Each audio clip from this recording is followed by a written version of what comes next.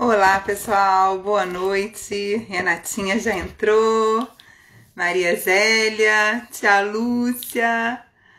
Muito bom, me deem feedback, por favor, como é que tá o meu som? Se tá dando para escutar bem? Que honra, professora Cláudia Tellins. Uma honra você aqui. Boa noite, pessoal. Como é que tá o meu som? Tá dando para ouvir bem?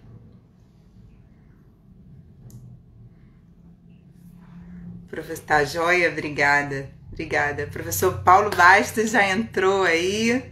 Nossa, estou muito feliz e honrada com a live de hoje. Então vamos lá. Vou pedir para vocês usarem esse aviãozinho para convidar todas as pessoas que podem aprender assim demais com essa live de hoje, que vai com certeza ser maravilhosa. Então usem esse aviãozinho aí, envia para todo mundo, que é uma live que eu estou esperando, aguardando assim, com muita ansiedade, que é um tema que eu também trabalho no dia a dia, então realmente estou bastante animada. Então vou convidar aqui o professor Paulo Bastos. Enquanto isso, vocês enviam esse aviãozinho. Vamos aguardar ele aceitar o convite. Olá! Olá, olá, tudo Tudo bem? bem? Boa noite, boa noite. Boa noite, você está me ouvindo bem? Tá perfeito. Meu áudio tá bom ou não? Seu áudio está ótimo.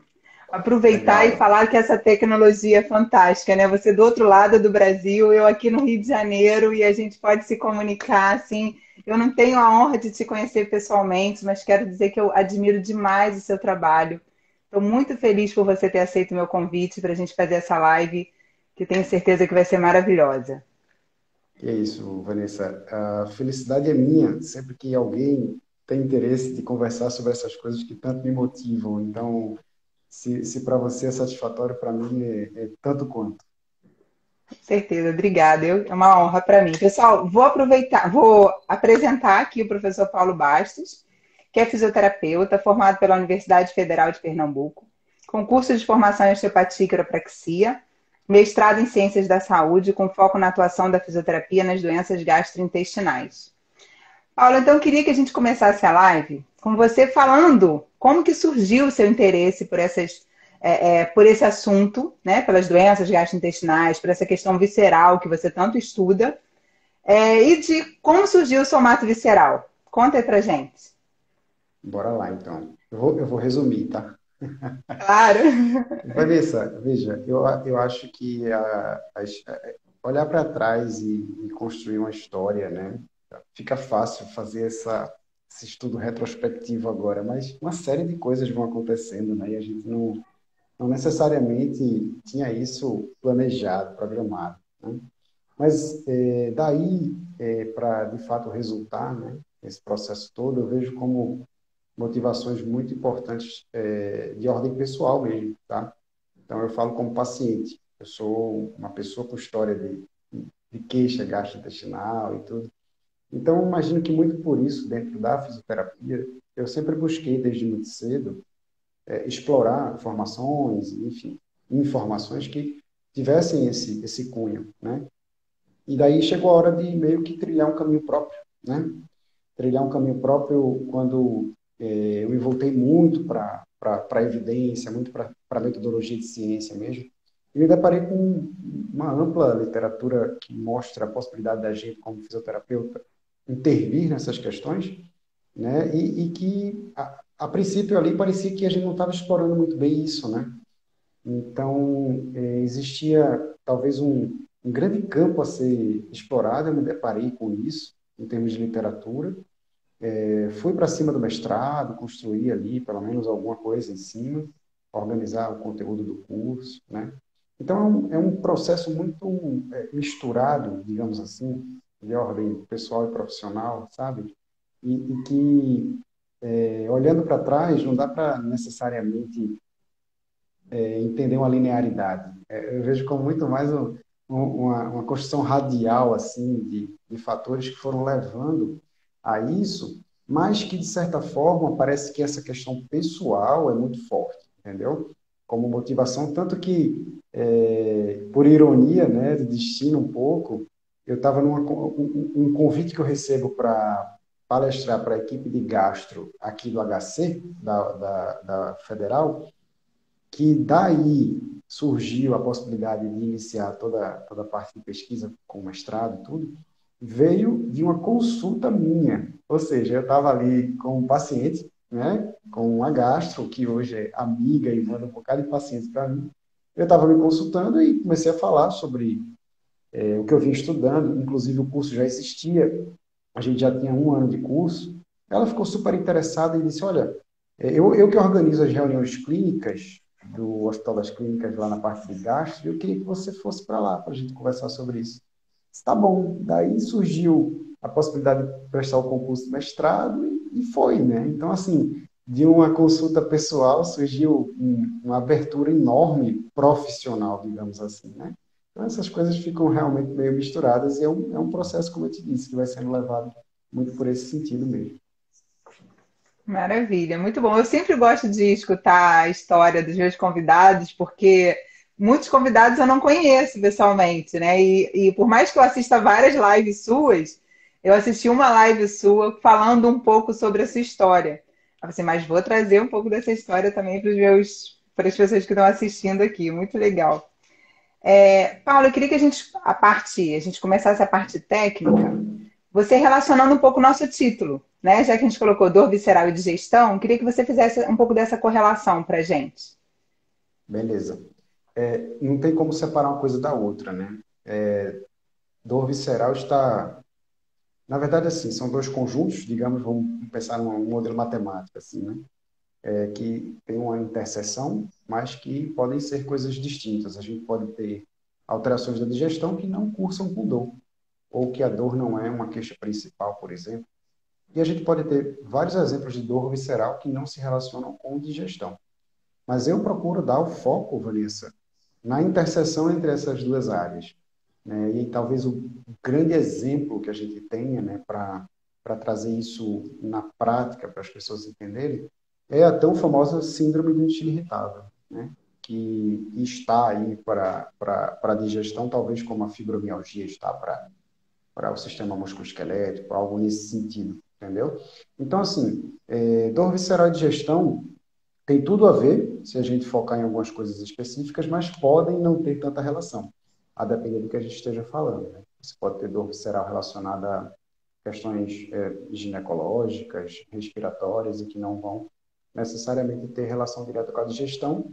Porém, quando a gente pensa em digestão, né, mesmo dentro do campo da gastroenterologia, separando aí e levando em consideração as doenças funcionais, né, praticamente todas elas vêm com uma queixa de dor, mesmo que não seja como queixa principal, que seja como queixa secundária, normalmente está presente também. Tá?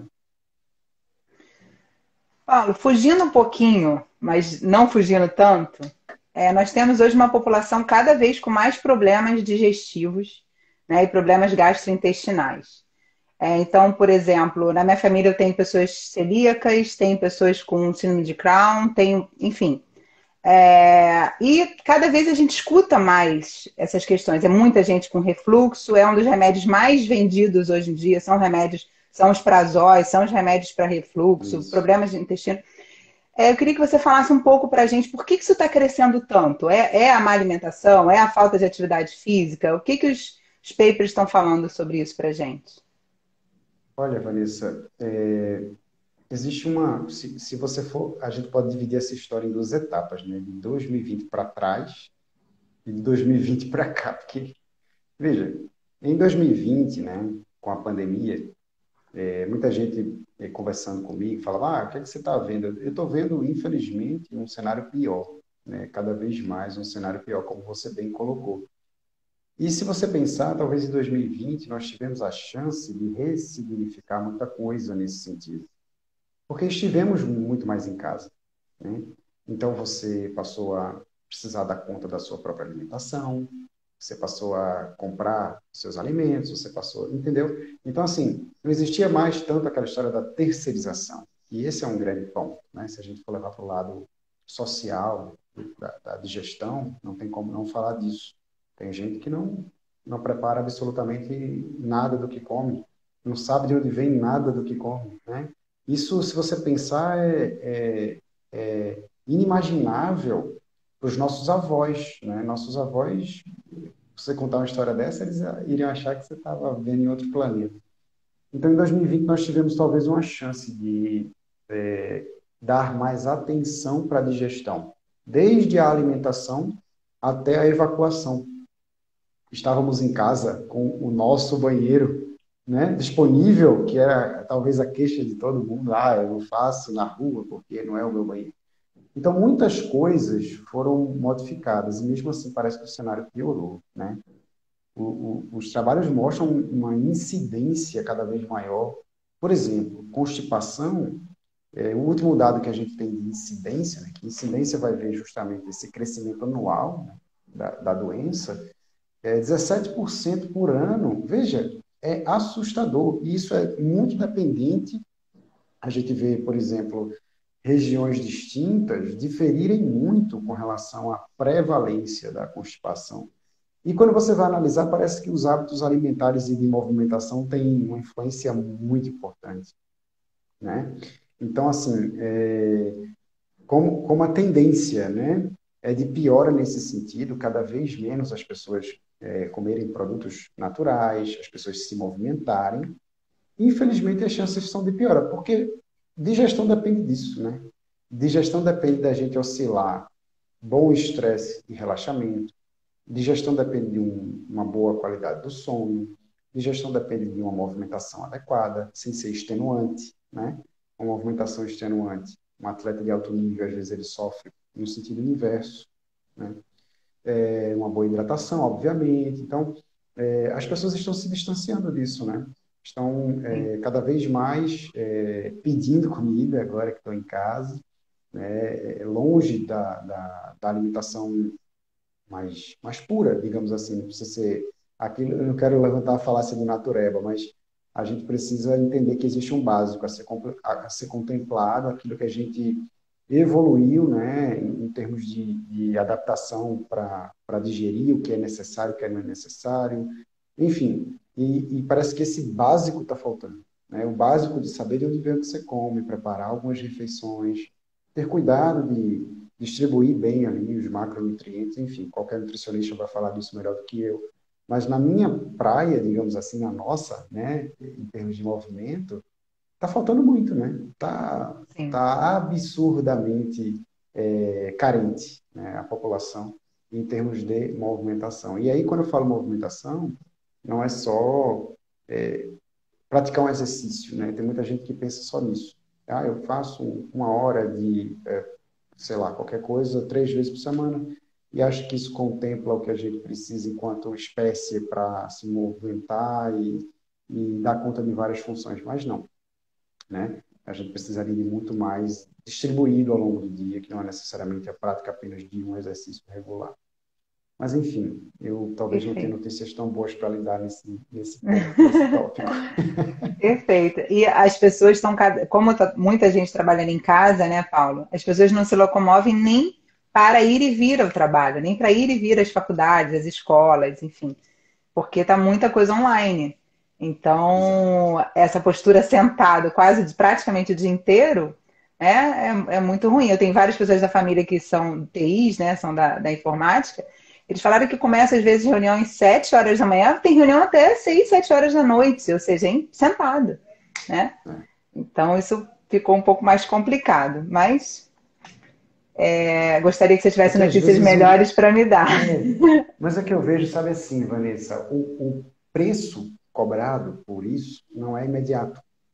Então, existe uma tolerância possível que ela vai se estendendo, né? As pessoas não é que você passou um dia hoje sem se movimentar e amanhã você acordou incapacitado. Claro, Não, isso vai levar um tempo, né? Então, as pessoas estão sempre priorizando mais, em um momento como esse, né? Estão sempre colocando em primeiro lugar aquilo que é essencial, mas talvez falte informação e eu vejo o nosso papel nesse sentido com muita culpa, nosso papel de profissional que trabalha com movimento, de mostrar para a população que o movimento é essencial, né? E que sim. muita coisa pode ser ajustada se você entender que aquela 1 hora, enfim, aquele nível de movimentação que você coloca durante o dia vai beneficiar tantas coisas. Perfeito. Professora Janaína Cintas, uma honra tê-la aqui. Obrigada. Paulo, eu tenho alguns posts seus no Instagram sobre a pessoa que no início da manhã está com uma barriga lá super, né, normal, ou mais retinha, ou menos estufada, vamos dizer assim, e no final do dia está lá bem estufada. E você coloca que isso tem tratamento. Então, eu queria que você falasse um pouco sobre isso para gente. Vamos lá. A gente está falando de um caso, né, de alteração de controle motor mesmo, tá?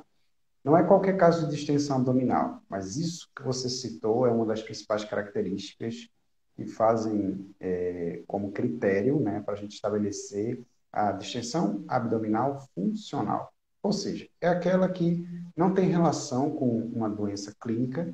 Exemplo, uma pessoa que é intolerante à lactose, se ela ingerir lactose, ela vai produzir muitos gases, ela vai ficar estufada, distendida, e isso é óbvio, né, bem esperado, digamos assim. Tá? A gente não está falando desse caso. A gente está falando do caso da pessoa que diariamente, praticamente, passa por esse processo de amanhecer com o abdômen neutro e ele vai distendendo ao longo do dia, com um pico de desconforto normalmente à noite, final da tarde, à noite.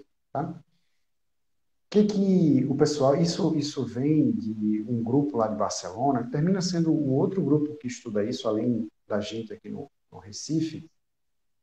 Eles começaram a ver o seguinte: eles desenvolveram um aparelho lá específico de tomografia.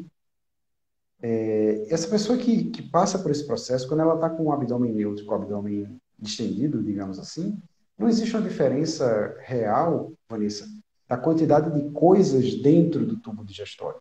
Ou seja, não tem mais conteúdo, seja ele sólido, líquido ou gasoso. Então, parece que outras coisas justificam essa alteração, esse desconforto, né? E o que mais chama a atenção é o comportamento do diafragma nesse processo, tá? É um diafragma que manifesta uma reação a cada vez que a gente come e no decorrer do dia inversa à considerada reação saudável. E a gente tem essa análise bem estudada já em pessoas saudáveis e pessoas que sofrem com essa distensão. Então, o diafragma ele manifesta um comportamento contrário e o abdômen meio que sofre a consequência desse processo, né, de estender e estufar em decorrência do que está acontecendo com o diafragma para cima. Então, a gente está falando, né, se o paciente não vê relação com o tipo específico de alimento, se o paciente passa por esse ritmo circadiano de piorar ao longo do dia, se o paciente não apresenta uma doença clínica que justifica isso. São algumas características que vão sendo... Existe um screening bem legalzinho assim que a gente vai conseguindo entender. E aí, beleza, bate o martelo nisso, precisa de tratamento e é exercício, né? Exercício específico vai corrigir essa resposta, porque a gente está falando de como se fosse qualquer outra alteração de controle motor, tá? É um comportamento motor mal adaptativo, e hoje é talvez o motor principal desse desconforto, e ele precisa ser corrigido, e para corrigir isso a gente vai precisar de exercício. Aí o pessoal lá de fora estudou isso com biofeedback, e a gente estudou isso aqui com exercício normal, que a gente não tem dinheiro para comprar feedback para todo mundo. E aí a gente estudou com exercício para tentar ver se o exercício seria tão bom quanto foi bem legal. Isso foi o tema principal do meu mestrado. Eu falo com certa propriedade disso, porque termina sendo Claro.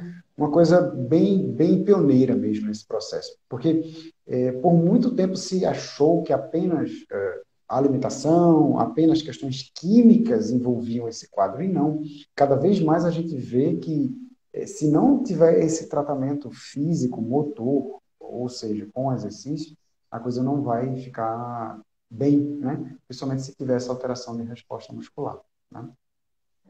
Perfeito. Paulo, quais são geralmente os sinais e sintomas de pessoas com problemas digestivos que geralmente chegam para você na fisioterapia? É bem ampla, né, a gama, né, de possibilidades. Porém, a gente precisa, primeiramente, passar uma linha assim no meio da gastroenterologia para entender a divisão que ela faz entre doenças funcionais e doenças orgânicas e de motilidade. A gente tem muita inserção nas doenças funcionais. Isso já está bem estabelecido, já é coisa de 4 décadas para cá. Então, a própria gastrologia ela é bem dividida nesse sentido. Tá? O que é uma doença funcional? É aquela que a gente não sabe a causa, envolve fatores de risco amplos e precisa de uma assistência sobre o modelo biopsicossocial, etc. Ou seja, o modelo biomédico não dá conta dela, digamos assim. Uma coisa é você fazer um diagnóstico de uma doença celíaca e você diz assim ao paciente, ó, para de comer glúten e provavelmente está resolvido o problema. Tá? O modelo biomédico nesse sentido de prescrever um exame, achar um resultado, prescrever um remédio, vai dar conta. Não é o caso da doença funcional, em que inúmeros fatores participam daquela apresentação. Então, como fisioterapeuta, a gente vai ter uma assistência muito bem-vinda na doença funcional, mas não significa que não podemos também beneficiar pacientes com doenças orgânicas. Por exemplo, o caso que você citou da doença de Crohn. A doença de Crohn é uma doença inflamatória intestinal. Precisa do tratamento medicamentoso, precisa das regulações alimentares, mas vai ter dor. E a dor é com a gente. A dor que fica além, né, da assistência farmacológica, muito se beneficia da fisioterapia mesmo nesse caso. Mas é do lado de cá da doença funcional, né, que aí vem talvez quatro grandes exemplos para a gente poder intervir com muita propriedade. O caso que você citou da distensão, tá? A síndrome de irritável, a constipação e o refluxo, tá? Não é qualquer caso de refluxo. Por exemplo, existem pacientes específicos, pacientes que não melhoraram com o prazol, né, como você citou, e não melhoraram no período considerado de tratamento de prazol, né? Tem muita gente aí fazendo muito errado de achar que pode tomar prazol, que deve tomar O prazol a resto vida da toda, vida. que não vai ter problema com isso. A própria Federação Brasileira de Gastrologia já se manifestou com relação a isso, né? Que existe um período de tratamento. E o grande problema que eu vejo é que, às vezes, quem mais prescreve inibidor de bomba de próton, que é o prazol, não é nem o gastro, né? São outros médicos, porque vão, enfim, proteger o estômago e tal. Essa história. E aí é o gastro que está atualizado para saber que não precisa prescrever. Mas, enfim, voltando, né, para o refluxo, são pacientes que não melhoraram com prazol e pacientes que não apresentam doença erosiva, né, da endoscopia, por exemplo, e isso corresponde a mais de 70% dos pacientes. Né? É bastante gente que pode se beneficiar aí do nosso trabalho. Constipação, né, a constipação funcional, que não é uma constipação orgânica, patológica, é aquela da vida inteira. A pessoa chega dizendo que tem constipação desde que se entende por gente, já fez de tudo, né? E não fez de tudo, eu garanto. Ainda vou. Sabe que eu brinquei, acho que foi na última live que eu fiz semana passada com os meninos, eu disse assim, ainda vou botar aquelas banquinhas assim na rua e dizer assim, você ainda não tentou de tudo para melhorar da constipação. Quer ver? Eu Aí a trago pessoa seu sentar na minha. intestino de volta em uma semana. Talvez por aí. Mas é que as pessoas às vezes acham que o tudo é apenas o básico, né? Que o senso comum preconiza.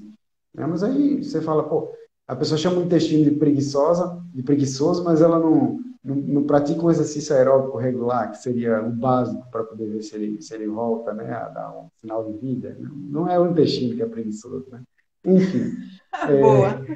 intestino irritável, e a distensão. São as quatro grandes. A dispepsia também, dispepsia funcional chega bastante, tá? Então, são as cinco condições que mais são direcionadas, né, pro tratamento. E, assim, a dor abdominal também, tá, Vanessa? Porque dor abdominal nem sempre é intestino irritável, existem várias outras condições que podem cursar com dor abdominal. E quando bate, porque quem tem dor na barriga, procura o gastro, né? Isso é básico. A pessoa acha que tem alguma coisa com a digestão. E aí, em geral, por aqui, como eu passei muito tempo no ambulatório, com a coleta de pesquisa e tudo, o pessoal terminou fazendo esse fluxo natural, né? De encaminhar o paciente com dor, depois de afastar os diagnósticos clínicos, digamos assim. Não, ó, é dor mesmo, precisa tratar a dor. Vai para lá para Paulo para poder ver o que é que faz. Então, existe essa sexta condição aí de dor abdominal crônica, que é bastante procurado também. Perfeito. Como é que a gente identifica influências viscerais nas dores musculoesqueléticas? Esse foi um post seu que eu achei maravilhoso. Eu falei assim, vou É, pedir para o Paulo falar lá. essa, É, essa é a pergunta de ouro, né? sim. Porque na fisioterapia, por muito tempo, a gente fez essa dicotomia, né? Ah, isso aqui é visceral, não é visceral. E a primeira coisa que a gente deve esquecer é justamente isso. Não cabe esse tipo de resposta é visceral ou não é visceral, digamos assim. Se a gente estiver diante de uma dor crônica, vamos pensar assim, né? De cara, uma dor mais espalhada. Não é aquela dor localizada. Cérvico, escapular, tóraco-lombar, lombopélvica. Aí você pergunta, poxa, será que alterações viscerais presentes ou passadas influenciam nesta percepção de dor do meu paciente? Aí a pergunta está mais adequada. Ao invés de você perguntar assim, ah, será que a causa dessa dor é visceral? Isso não está adequado cientificamente, porque, infelizmente, não é possível mesmo a gente estabelecer essa relação linear, né, entre dois fatores como esses. Então, a primeira coisa que a gente deve entender é essa influência mais radial. Aí você se lança a avaliar se tem ou não tem essa influência. Será que ela é relevante? Será que ela não é relevante? E aí vários fatores vão entrando nessa análise, né? Mas alguns são mais importantes, são mais óbvios. Por exemplo, uma coisa é atender, vamos comparar dois pacientes com dor lombar crônica, tá?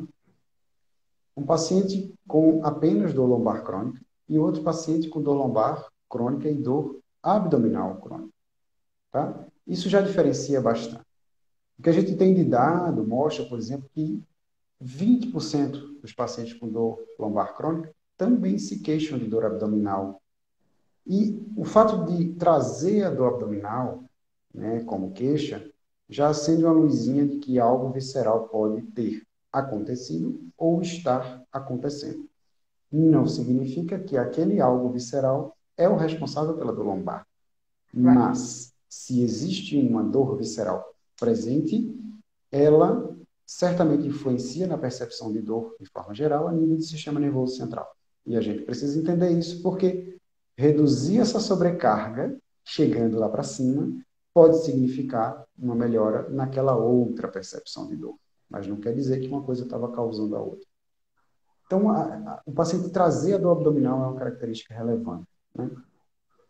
História clínica de alterações viscerais importa, sobretudo, Vanessa, histórias doloridas, tá? Então, é assim, na anamnese, na hora que a gente vai conversar com o paciente para entender esse tipo de influência ou não importa muito aquela história visceral que o paciente nem sabia que tinha, fez um exame de rotina, depois não tinha mais nada.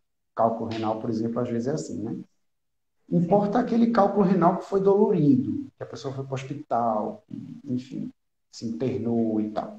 Isso tem mais chances de gerar esse efeito de dor referida, cronificada e ser mais uma influência nessa percepção de dor. Questões ginecológicas, né, por parte da mulher, e questões digestivas também doloridas. Então, é uma segunda característica, tá, que a gente deve considerar. Um terceiro ponto é a relação da dor, não a dor abdominal, mas a dor posterior, com o funcionamento daquele sistema digestório.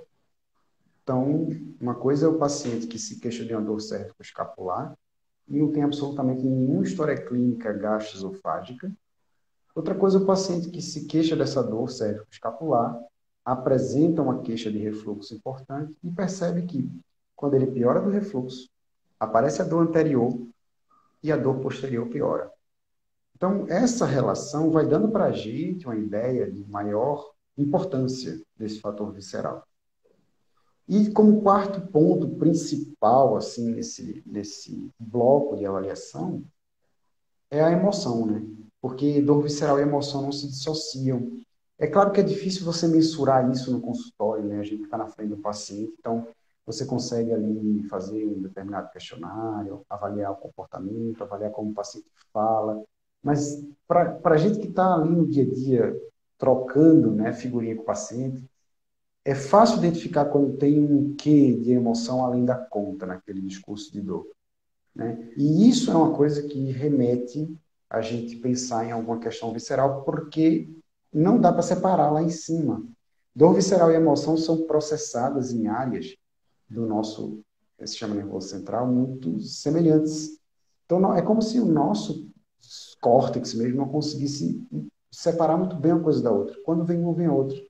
Tá? Não à toa, emoções intensas geram até respostas eferentes sobre a digestão também intensas, né?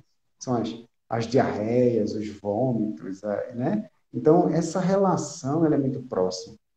E aí seria uma quarta característica. Mas, é como eu te falo, não existe uma fórmula mágica para isso, né?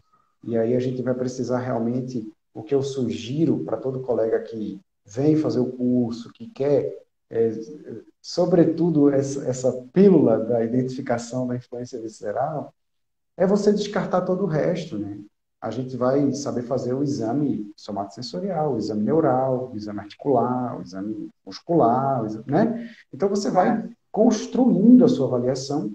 Quanto mais elementos você achar que parecem justificar e explicar aquela dor, nesse lado, menos importante parece ser a influência visceral. Você não vai começar cogitando a influência visceral como prioritária. Ela pode ser relevante, mas se você não começar por ela, você tem menos chances de errar, né? Você termina sendo mais prudente, digamos assim. E aí, quanto mais coisas você não achar, e quanto mais coisas o paciente apresentar do lado de cá, com essas características que eu te disse, né? Aí sim a gente começa a considerar essa possibilidade, para poder, uma vez considerada, definir o que fazer, né? Se a gente intervém, se a gente encaminha, se a gente... Enfim, existem várias possibilidades e aí é muito dependente de cada caso, tá bem? Excelente, Paulo. Só aí, essa sua resposta já dá para assistir essa live umas 3 vezes para poder entender isso tudo aí que você está falando. Fantástico. E fora esses tópicos, Veja, desculpe lhe interromper, mas é que às imagina. vezes isso termina virando uma certa busca muito,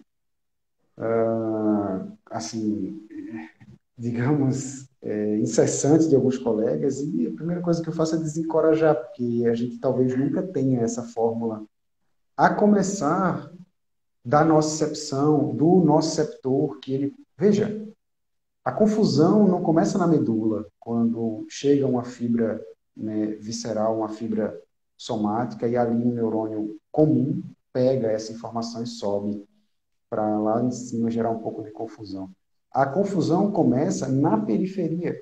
Você tem, por exemplo, Vanessa, nociceptores que se bifurcam, e o mesmo neurônio, a mesma célula, ela inerva de forma aferente, sensitiva, o tecido visceral e o tecido somático. Ou seja, praticamente, do ponto de vista neuroanatômico, impossível a gente separar uma coisa da outra.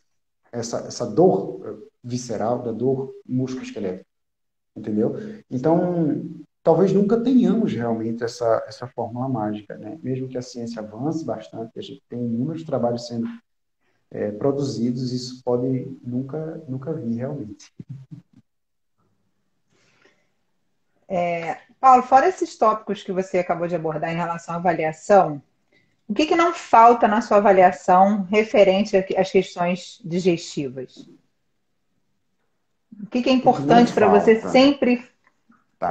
falar, Veja, perguntar, enfim? a primeira coisa, assim, né? Como a gente está falando de se é uma queixa principal de dor, é uma dor visceral crônica. Se não é uma queixa principal de dor, é uma grandes chances, né, de ser uma doença gastrointestinal funcional. Não pode faltar a vida desse paciente em termos de dia a dia, em termos de rotina, distribuição. Às vezes, isso vai ser mais importante do que qualquer outra coisa. Então, entra de forma muito relevante na anamnese, além de todo o histórico, claro, né? Mas, assim, como está distribuído o dia a dia desse paciente? Então, eu preciso conhecer, não necessariamente convivendo, mas como essa pessoa se organiza, horários de trabalho, o que é que ela faz de lazer, se ela tem tempo disponível para comer, se ela tem tempo disponível para repousar depois de comer, se ela, enfim, no lazer, ela está realmente ali aproveitando ou não está. Porque, às vezes, Vanessa, isso vai ser mais importante do que qualquer outro fator. Veja, eu vou dar um exemplo. O principal guideline que a gente tem para síndrome de intestino irritável, que é do NICE, no tópico atividade física, que é o segundo já na linha de tratamento, primeiro é alimentação, depois atividade física. Na verdade, o terceiro, porque o primeiro é educação. A primeira coisa é o paciente receber boas informações sobre o problema, depois de mexer com a alimentação e tentar melhorar, e entra toda a parte de atividade física, movimentação. O primeiro item desse bloco de atividade física é encoraje tempos de relaxamento no dia a dia desse paciente. Ou seja, é preciso quebrar aquele ciclo vicioso de repouso sob estresse crônico do sistema simpático imperando, né? Isso talvez nunca existiu para a nossa espécie, né? Essa separação. O simpático, ele normalmente esteve associado ao movimento, né? A você fugir de um predador, você caçar, você, enfim, lutar. E aí o parasimpático vem quando essa coisa passa, quando você consegue o que comer, quando você consegue sobreviver. E hoje não, a gente está aqui na frente do computador sentado e o nível de estresse lá em cima, o cortisol, o sistema simpático lá em cima, quando talvez ele fosse muito mais adaptado a atuar quando a gente está na atividade, no movimento. Então, não pode deixar de ter essa análise geral da rotina do paciente. Tá? Isso em termos de anamnese, tá? E em termos de exame físico, o exame somatosensorial não pode deixar de ter. Tá? Todos os QSTs, digamos assim, né? De hiperalgesia, de alodínia, somação temporal, enfim. Isso quando a gente está falando de dor. Quando a gente não está falando de dor, entra exames muito específicos para cada condição.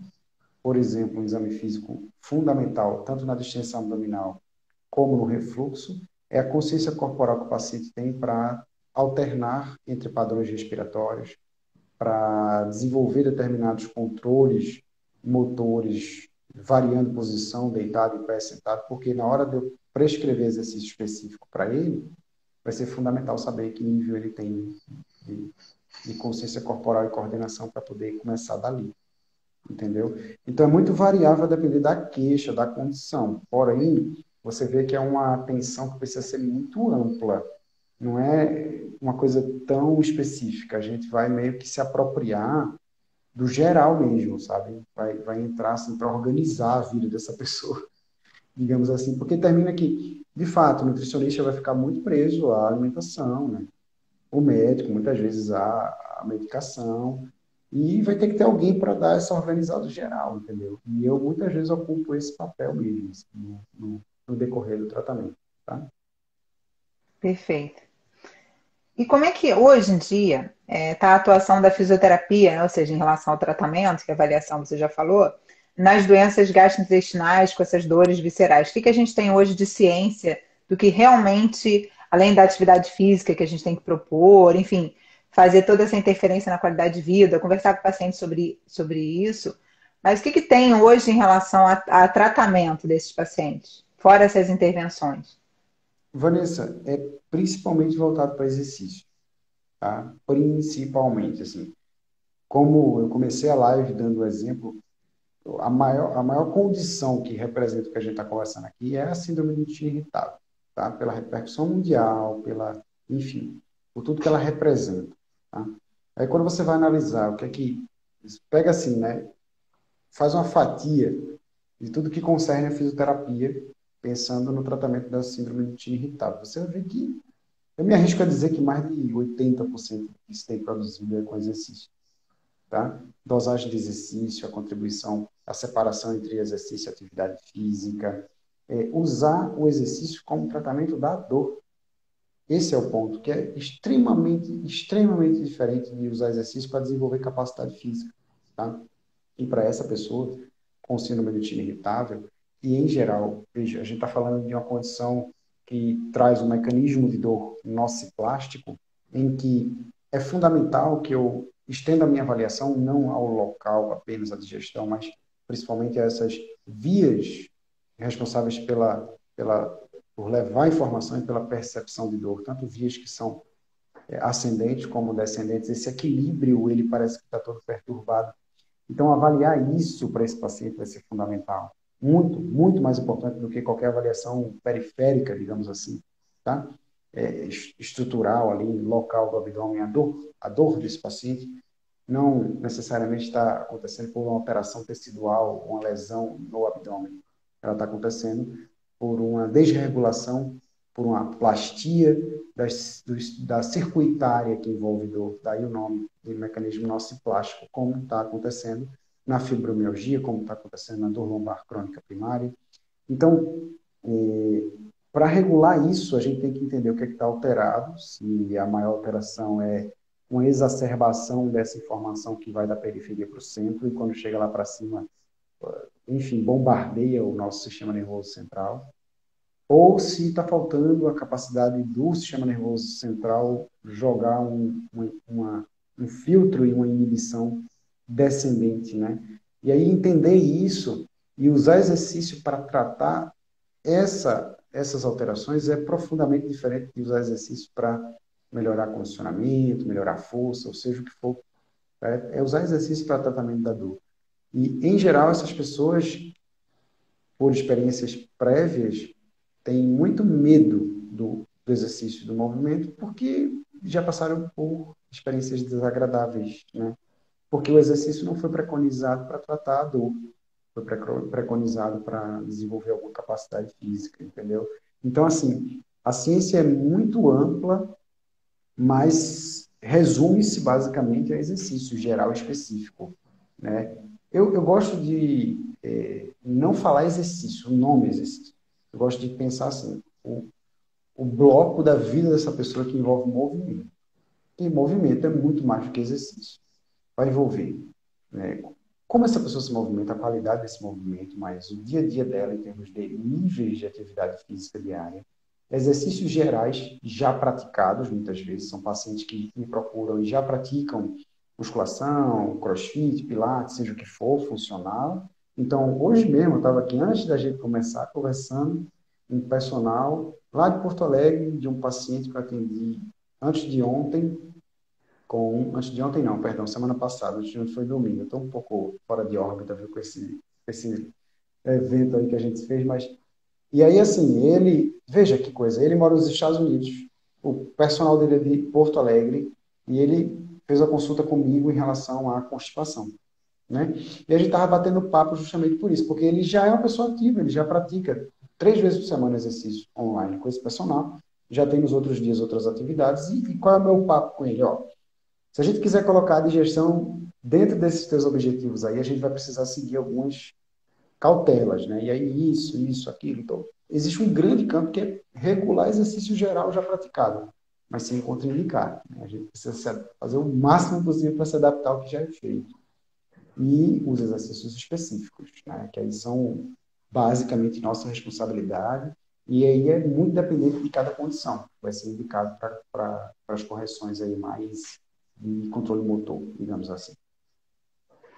Com relação à atividade física, assim, evitar mexer no que ele já faz. Mas quando você vai orientar, você orienta mais uma questão, um trabalho mais aeróbico, mais musculação. Achar uma atividade física que ele gosta é sempre super importante, né? O que a gente tenta fazer hoje em dia, achar uma atividade que gosta. Mas o que você tem recomendado mais? O que teoricamente não pode deixar de ter é aeróbico prazeroso, né? Isso aí é quase uma constante, assim, né? Intestino irritável, refluxo, constipação, fundamental. Paciente que sofre com constipação e não pratica o exercício aeróbico regular, prazeroso, com percepções de esforço moderadas, não pode ser extenuante também, porque talvez o efeito seja contrário, né? Então, isso aí não pode deixar de ter. Porém, aí entra essa relação muito próxima que eu tenho, né, com vários profissionais de educação física. Eu tenho muita felicidade de ter realmente muitos amigos na área, de adaptar, como você falou, ao que o paciente gosta. Então, vai ser possível você praticar uma musculação com uma característica mais aeróbica, vai ser possível você praticar um pilates. Então, assim, a ideia é que a gente, primeiramente, não mude o que já está sendo feito. Que a gente adapte para trazer mais Especialmente se ele benefícios, entendeu? gosta, né? Com certeza. E se for possível incluir mais alguma coisa, beleza, né? Vai ser ótimo. Mas aí a ideia é que primeiro a gente não perca o que já tem, né? Digamos assim. E ajuste aquilo para só beneficiar. Porque muitas vezes, infelizmente, a gente pode ter, por parte do exercício já praticado, uma influência negativa sobre a digestão. E isso é importante as pessoas saberem. Por exemplo, levantamento de peso, enfim, o que está muito em moda hoje, né, o próprio LPO dentro do CrossFit, isso está associado a uma maior chance de piora do refluxo, para você ter uma ideia. E eu tenho vários pacientes que me procuram, mulheres, que percebem uma piora do refluxo após o treino, né, e que não estão sabendo identificar muito bem o porquê ou o que fazer. Então, o que é que a gente vai precisar fazer? Primeiro, não precisa contraindicar a prática, muito pelo contrário. A gente quer que ela mantenha. Mas vamos tentar, talvez no momento inicial de tratamento, adaptar um pouquinho para que aquilo não traga prejuízos e só traga benefícios. Porque, claro, é muito melhor do que ela não fazer nada. Claro. Muito melhor. Então, a ideia seria, vamos supor, reduzir um pouco a intensidade desse levantamento de peso, da carga, né, para reduzir essa percepção de esforço e colocar um exercício específico como um fator protetor antes e depois do treino, entendeu? Então, com isso, muitas vezes a gente consegue modular o sintoma. Ou seja, de início, não piorou do refluxo pós-treino, beleza, já é o começo de um processo. Aí, aos poucos, a gente vai desenvolvendo outras capacidades, entendeu? Maravilhoso, muito bom. Muitas pessoas estão fazendo exercício hipopressivo sem nenhuma orientação, né? A gente sabe que os exercícios Sim, pois hipopressivos é. estão na moda, né? Eu fiz o curso de metodologia hipopressiva com a Janaína, que está aí esse final de semana, maravilhoso. Esse mês chegaram no meu consultório duas pacientes que estão fazendo exercício estavam, né? Eu acredito, porque eu conversei muito, fazendo exercício hipopressivo sem nenhuma orientação. Viram lá o vídeo e acharam que era bom e começaram a fazer. E eu queria que você falasse um pouco sobre isso. Assim, o que que a gente tem de comprovação desse tipo de exercício para esse tipo de problema que a gente está discutindo hoje? Massa, vamos lá. Primeiro, eu deixo aqui o meu conflito declarado de viés, de admiração pelo hipopressivo. Basicamente porque eu vejo isso como uma prática. Veja, se a gente for olhar para o yoga, né, isso já está inserido há tantos e tantos anos, não necessariamente com o detalhamento, com o aprofundamento que a gente tem hoje e que eu desconheço, tá, Vanessa? Eu nunca fiz nenhum curso de metodologia hipopressiva com qualquer treinamento que seja. Mas eu faço isso meio que de propósito, sabe por quê? Porque eu acho que eu vou contribuir mais se eu ficar aqui com o que eu produzo. Tem muita gente boa já falando dessas coisas, entendeu? Então, acho que as coisas vão se complementando de uma forma muito legal. Então, eu deixo declarado o meu viés de admirar a prática. Por quê? Porque tenho várias colegas que são, inclusive, professoras e tudo, e o relato que eu observo das pacientes que praticam é muito positivo, tá? Inclusive, da minha parte, fica sempre um empurrãozinho para que produzam ciência em cima disso. Cada vez mais, cada vez mais. Eu estava na faculdade quando um amigo meu usou inclusive como trabalho de conclusão de curso hipopressivo para incontinência urinária. O Lucas Itamar, daqui do Recife. Inclusive, depois ele desenvolveu mestrado, tudo em cima disso. E a gente tem boas evidências muito voltadas para essa área, de assoalho pélvico, incontinência, etc. Na digestão a gente ainda carece, né? Mas não significa que não ajude. Eu vejo como um excelente recurso, porém, não deixo para você aqui hoje dados, porque desconheço os dados, e justamente por isso. Mas o encorajamento sempre fica, né, da minha parte. Porque, veja, faz muito sentido, né, se a gente pensar em termos de plausibilidade, na forma como é proposto, no feedback que a gente já tem, né, das pacientes. Então, é só talvez colocar isso à prova aí que a gente vai ter muita coisa boa aparecendo para digestão, especificamente, tá?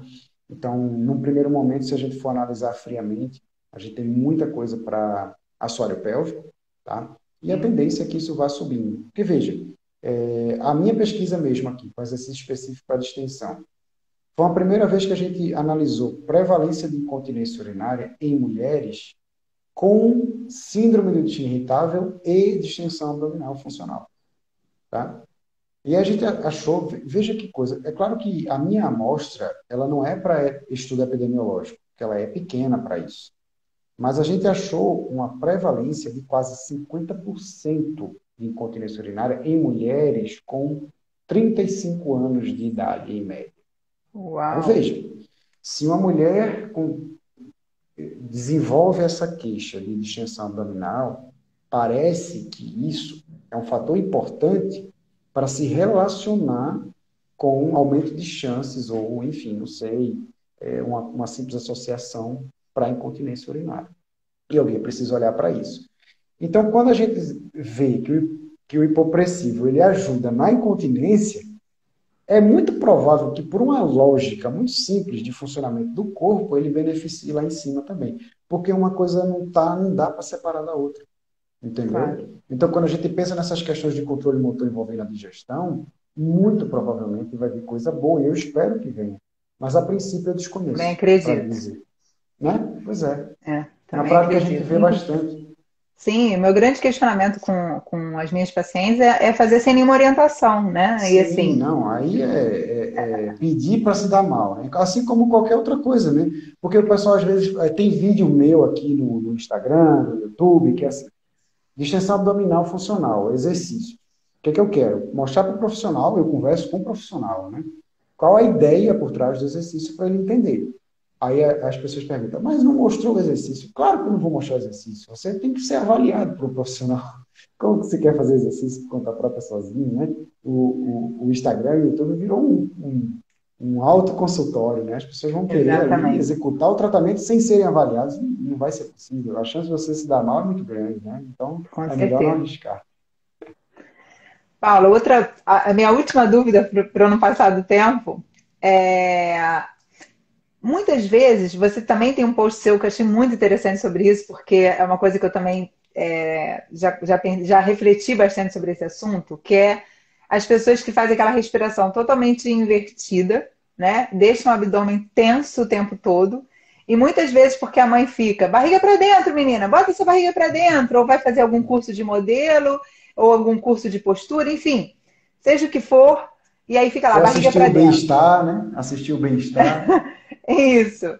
E ou quer caber naquele vestido, mas aí aquilo começa a achar que está muito bonita, aquela barriga para dentro, enfim.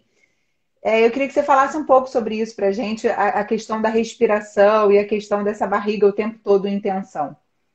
É cultural, né, Vanessa? E, infelizmente, como que isso é assustadoramente mais Mais impactante para as comum, mulheres? né? Ah, sim. E para as mulheres, né, isso eu escuto cada história, viu? Eu acho que é resultado desde aquele negócio ali dos espartilhos, né, que na era vitoriana ali as mulheres eram submetidas àquela tortura e, enfim, só mudou a forma. E tem muito isso, é cultural, né? Então, assim, tem inúmeras pacientes que eu atendo que simplesmente não conseguem relaxar o abdômen. Porque ouviram uma vida inteira que tem que manter o abdômen contraído, vai ficar barriguda, vai. É tanta coisa, né, que elas escutam. Na própria. Eu brinquei, mas na mídia, se bobear, essa semana deve ter aparecido alguma matéria que trouxe isso como um requisito, né?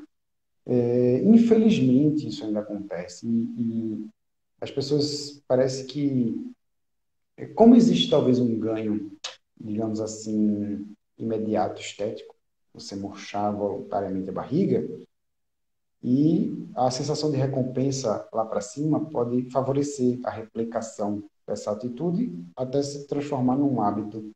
E quando se transforma num hábito, deixa de ser consciente, passa a ser inconsciente, passa a ser automatizado. E aí é quando fica difícil de desfazer.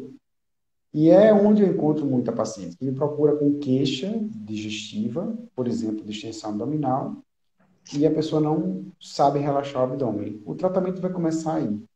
A gente tentar fazer esse caminho de volta, né? Tornar consciente o relaxamento, para que ele possa se automatizar e a gente possa meio que dar um reset aí nessa organização motora.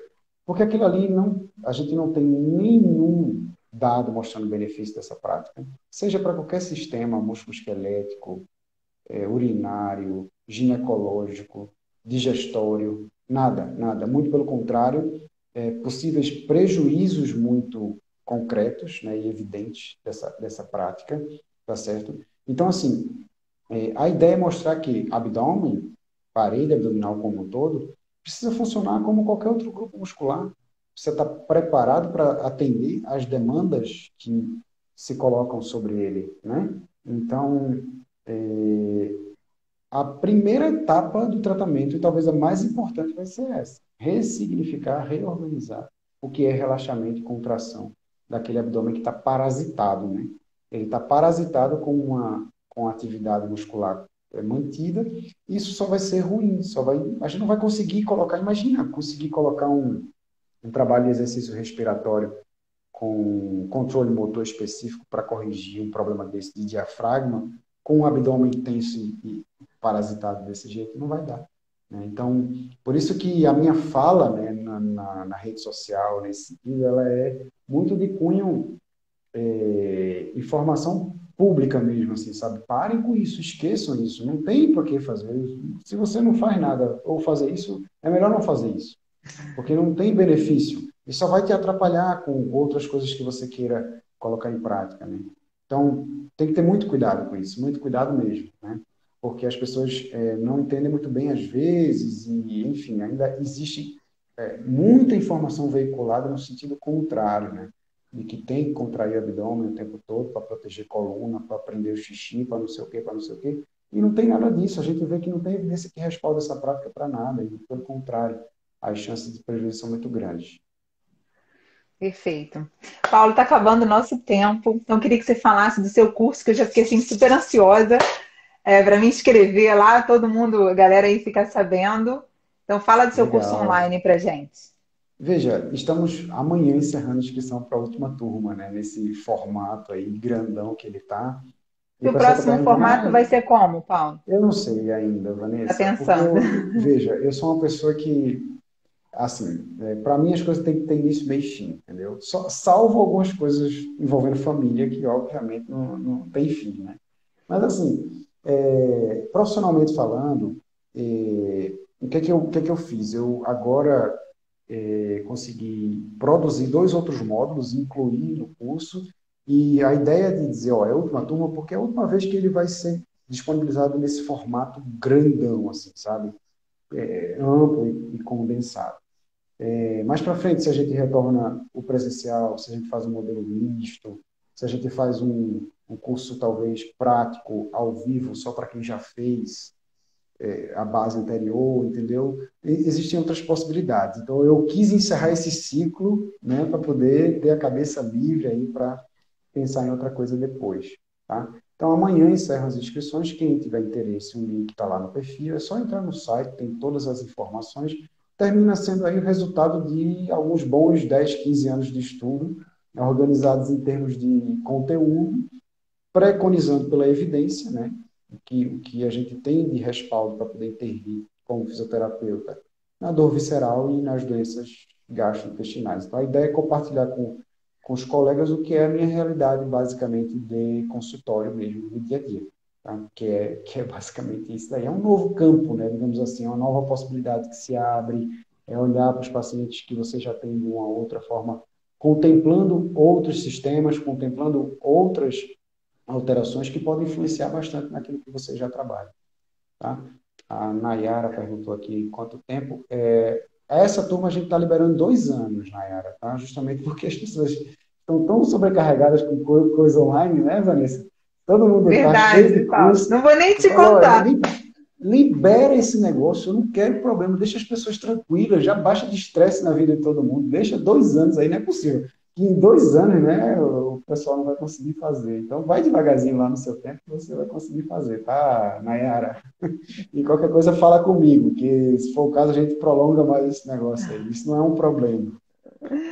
Maravilha, Paulo. Então, primeiro, quero te agradecer, já está aqui no nosso horário. Quero te agradecer demais a sua presença, dizer que é uma honra, admiro demais o seu trabalho. E dizer que eu vou estar lá no curso. Daqui a pouco eu vou lá me inscrever, porque quero aprender mais com você. Já estou nos seus grupos de WhatsApp, te sigo já há bastante tempo, sou sua fã. Então, com certeza é uma honra para mim a gente estar aqui juntos. Pessoal, obrigada por vocês estarem aqui. Na semana que vem, às 7 horas, a gente vai ter a presença do professor Júlio César de Oliveira, fisioterapeuta, especialista em traumatortopedia, mestre em ciências da saúde, criador do Coluna em Foco, e a gente vai conversar sobre diagnóstico diferencial para a coluna vertebral. Então, Paulo, dá seu recadinho aí final. Muito obrigada de novo. Pessoal, muito obrigada pela presença. Vanessa, o agradecimento é meu, tá? Como eu te falei, qualquer pessoa que se interessar por bater papo sobre isso vai ser um grande prazer para mim. Você foi maravilhosa aí na condução, viu? Fiquei Imagina. super à vontade aqui, foi bem fluido. Obrigado pelo convite, para mim é uma honra, tá? E estou à disposição, tá? Estou à disposição para o que vocês precisarem. Eu espero que possa ser útil, que eu possa ajudar. Vamos esperar essa pandemia acabar. Vamos trazer aqui para o Rio de Janeiro para você dar um curso aqui. Vamos, vamos sim, vamos sim. Estou ansioso para retomar esse contato com Isso. todo mundo. Maravilha. Obrigada, Paulo. Um beijão De grande. Beijo, nada. pessoal. Valeu. Tchau, Tchau, tchau. tchau.